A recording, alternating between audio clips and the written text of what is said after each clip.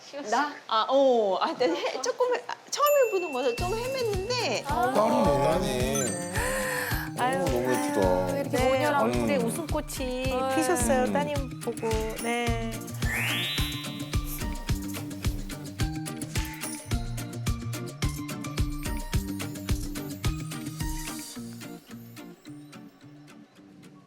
근데 오늘 아빠랑 얘기했는데 아빠가 엄마한테 돈 달란 얘기 이제 절대 안 하겠대. 근데 사실 그거 옛날부터 했던 얘기거든. 옛날부터 했던 얘기잖아. 근데 또 달라 그러고 또 달라 그러고 엄마 카드까지 훔쳐가서 쓰고 막 이런 거잖아. 아직은 엄마가 그때 생각만 하면 자꾸 눈물이 나. 울지 마. 그때 무슨 일이 있었던 거죠? 그래서 언제? 그때? 1월 1일. 그날 이후로 그런 거야, 엄마가. 그러니까 이제 두 번째 욕했을 때 너무 무서워서 이제 집을 나온 거지, 아예. 그리고 그 다음에 이제 못 들어간 거지. 엄마는 또 그런 일이 일어날까 봐 너무 무서우니까. 집을 나오신 상태라는 거죠? 아, 지금요?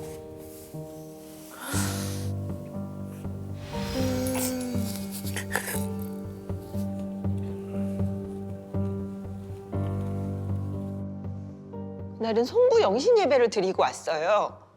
근데 이 사람이 전화를 했는데 나중에 알고 보니까 10번을 전화를 했더라고요. 근데 그날 딱 집에 들어갔는데 저보고 나가 그러면서 소리를 질렀어요. 문을 열고 들어가자마자. 그래서 그걸로 싸움이 시작됐어요. 근데 아이들이 다 있어. 쌍욕을 하면서 죽여버려 그랬어요. 그래서 제가 죽여봐 그랬어요.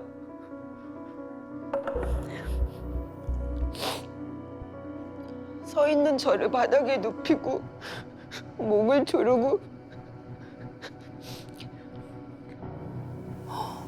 너무 무서우셨겠다.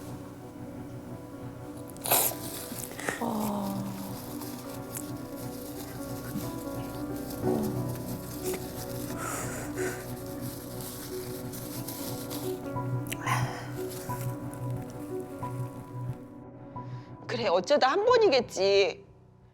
그리고 애들 봐서 참고 살자. 그리고 살려고 했는데 돈을 안 준다는 이유로 두 번째 욕을 들었을 때는 그냥 공포감이 살아나면서 나 도망쳐야 되겠다라는 생각밖에 들지 않았어요. 그래서 그 길로 뛰쳐나온 거예요. 그리고 나서 그 다음에는 집에 들어갈 수가 없었어요. 이렇게 밖에서 생활을 하고 계시는군요.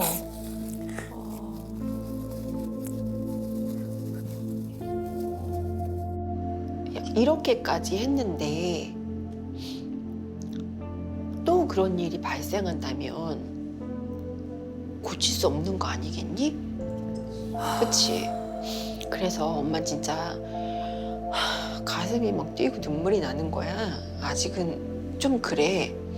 그래서 아빠가 또 엄마한테 돈을 달라고 하거나 또 욕을 하거나 그러면 엄마 정말 안 살아 이제.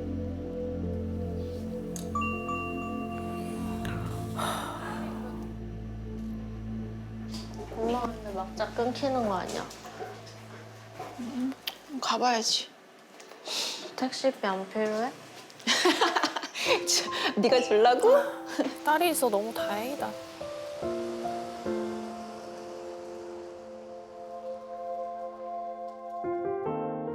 거의 한 달 돼가는 것 같은데.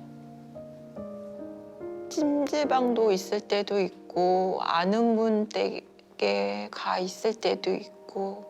아니 남편분이 데리러 오고 막 이래서 같이 얘기도 하고 하셔서 전혀 몰랐죠. 그래서 저 가방을 저렇게 무겁게 메고 다니시는군요.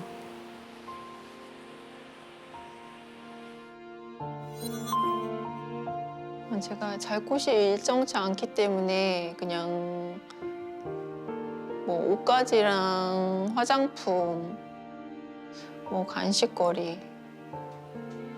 사실 저도 불편하죠. 이 집 저 집 돌아다니면서 생활하는 게.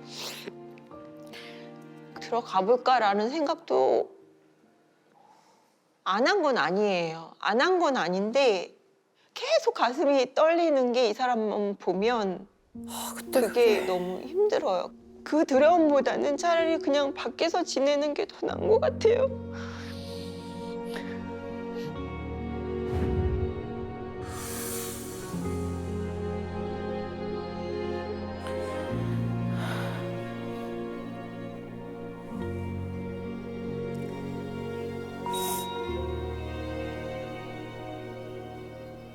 보통 어디서 지내시는 거예요, 그러면? 그냥 여기 영상 나온 것처럼 그때는 찜질방에도 있었고 아는 분 댁에도 있었고 그냥 돌아다니면서 그냥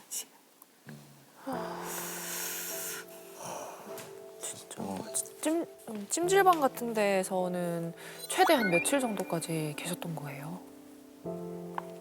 그게 뭐 찜질방에만 계속 있는 게 아니고 아는 분 댁에 있다가 또 그 아는 분이 또 아드님도 같이 사시기 때문에 주말에 와요, 아들이. 그래서 주말에 는 찜질방 가시고. 네, 찜질방 갔다가 다시 또 그래도 좋은 많이 분이셔서 와서 지내라고 해서.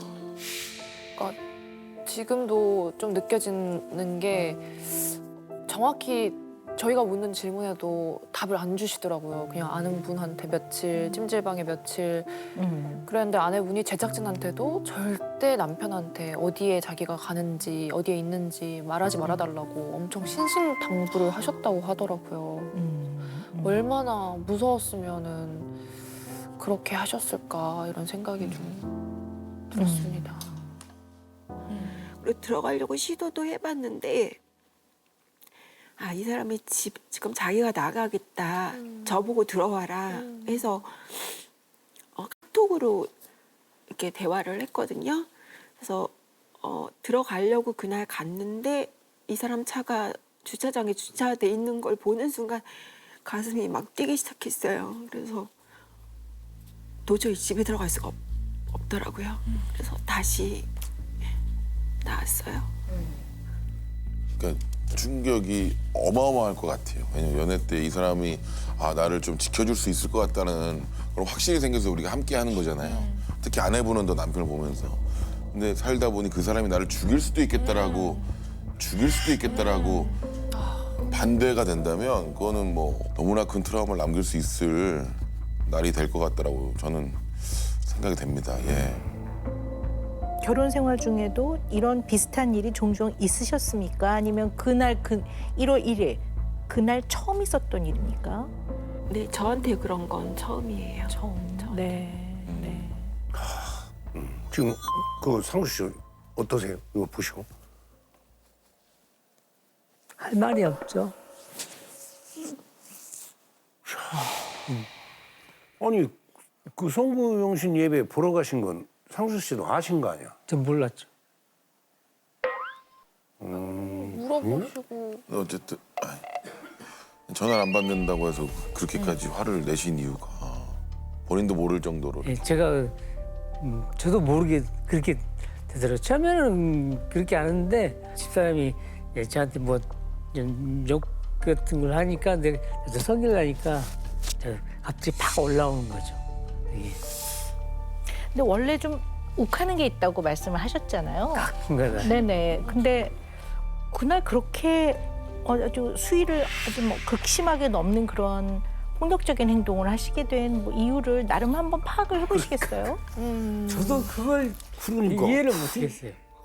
왜 그렇게 했는가. 그럼 더 무섭잖아요, 그죠? 특별한 이유가 없이 그러면 더 공포거든요. 그게 아내가 죽여봐 그런 얘기를 했거든요. 그러니까 제가 그거에 더 그랬나 봐요.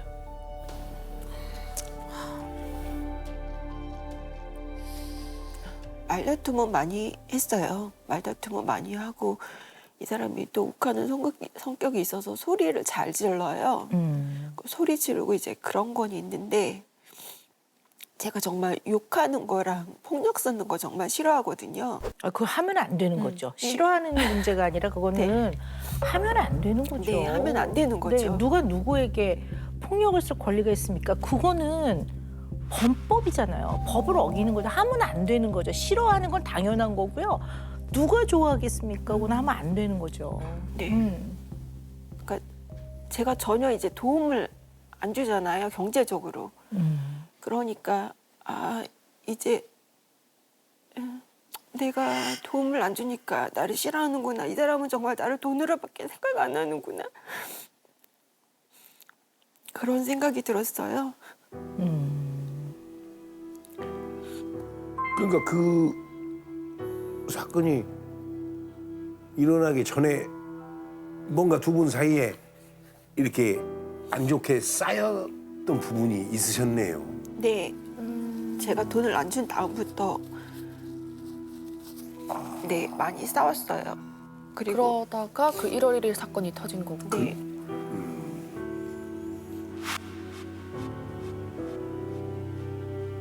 상대에 대한 미움이 있는 거야, 상수 씨 가슴 속에. 지금 분명히 돈 있는 것 같은데 왜 남편이 나한테 돈을 안 주나, 내가 지금 사업을 하는데 그 미움이 쌓인 거지. 그렇잖아요. 예, 그런 것. 왜? 그러니까 남편분 이게 뭐가 중요하냐면요. 부부 싸움을 하신 거잖아요. 크게 하셨어요. 근데 다른 부부도 부부 싸움을 해요.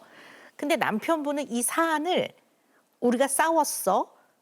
내가 꼴 보기 싫어서 삐져서 나간 거다. 이렇게 생각하는 게 1번.